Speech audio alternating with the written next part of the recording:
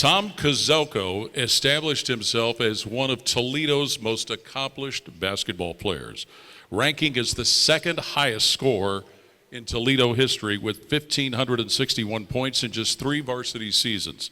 He helped the Rockets to the 1971-72 Mid-American Conference Championship while earning MAC Player of the Year honors in both 72 and 73. Following his college success, Tom was selected as an alternate for the 72 U.S. Olympic team before being drafted by the Washington Bullets. He played 3 seasons in the NBA before continuing his professional career overseas in Italy.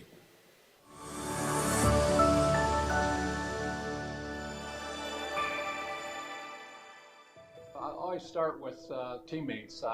That's the one thing that I really take with me at this point in my life. You know, there are a lot of great memories, you know, in regards to playing, but the memories that, you know, you really hold on to are the relationships with the players and the coaches, staff, and the people, you know, that really made the program run. But from a player standpoint, I guess my junior year was the best year of the 3 where I played, because back at that time, a freshman couldn't play so-called varsity basketball, so I was on a freshman team. But my junior year, we played in the Michigan Invitational Tournament. We beat University of Detroit and University of Michigan to win the tournament, the Christmas tournament, and that was certainly a highlight. And but that same season, we ended up tying with Ohio University for the league championship. And so we had a 1-game playoff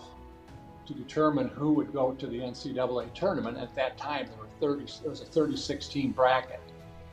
And so we lost on the last second half-court shot. We lost by 1 to Ohio University, you know, which was kind of, it was one of the low times or low points, my time there. But my roommate, Mac Otten Jr., was from Dayton, Ohio, and it ended up that Ohio University played Notre Dame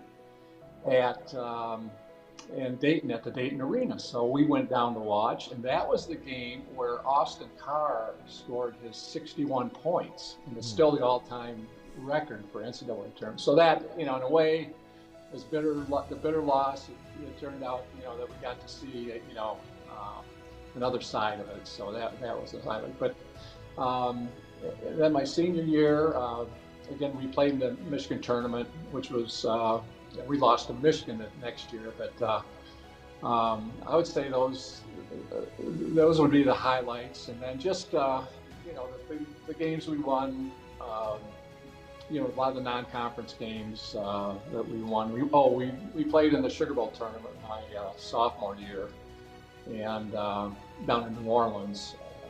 That was a great experience. But so you know, the people, the coaches, players, and then, you know, of course the big wins, the big victories. So a lot of great memories.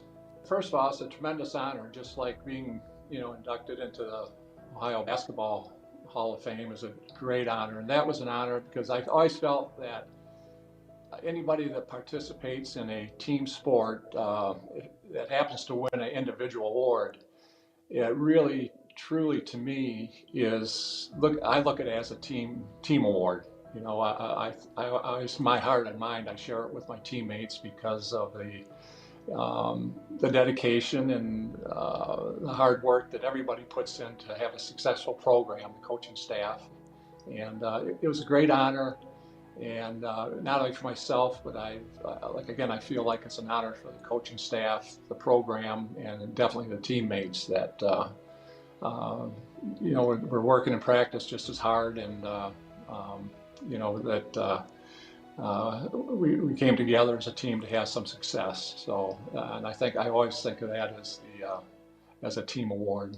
When the draft came up, I don't even know if they were televising the draft back then. That was in 1973, and so I didn't even pay any attention to it until I was in the dorm, and we had a payphone in the hallway, one payphone, and somebody came in and said, "Hey, Tom, you know, you have a call." And so I go down and take the call, and the person on the phone said, "Well, this is Bob Ferry, the general manager of the the Washington Bullets. And my first thought was, okay, this stuff has been going on for 4 years. The phone calls in the dorm, the prank calls, and I think, in the back of my mind, I'm thinking, okay, who is this, And so I listened to him, and then after a minute or two of the conversation, I realized it really was. And he told me that they had selected me in the third round. But at that point, I was getting ready to go home. I mean, I was just going to pack my bags,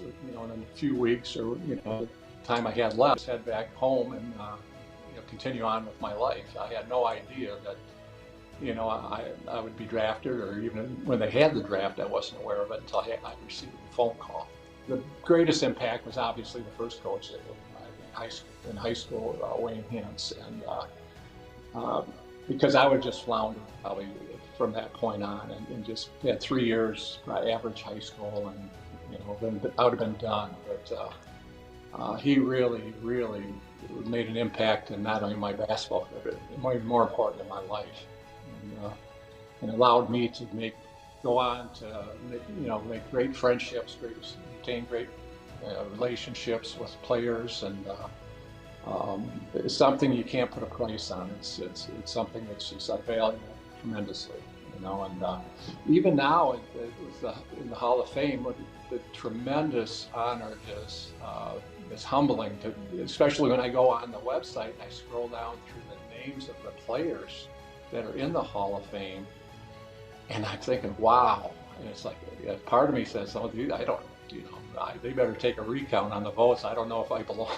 It is so valuable to me to be able to play against those guys, those players every night, and not only play against, but talk to them. And that's the big part of the education. Just to pick somebody's brain and to understand, how they look at things, and how they plan their workout schedules and stuff. So I'm very fortunate in that respect.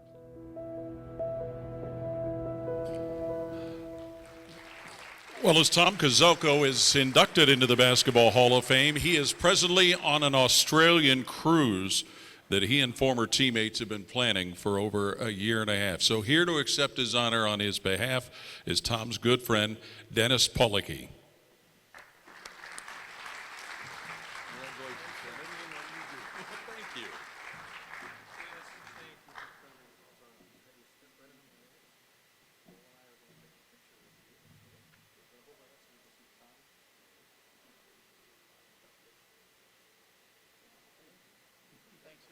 Sure, Dennis. Thank you.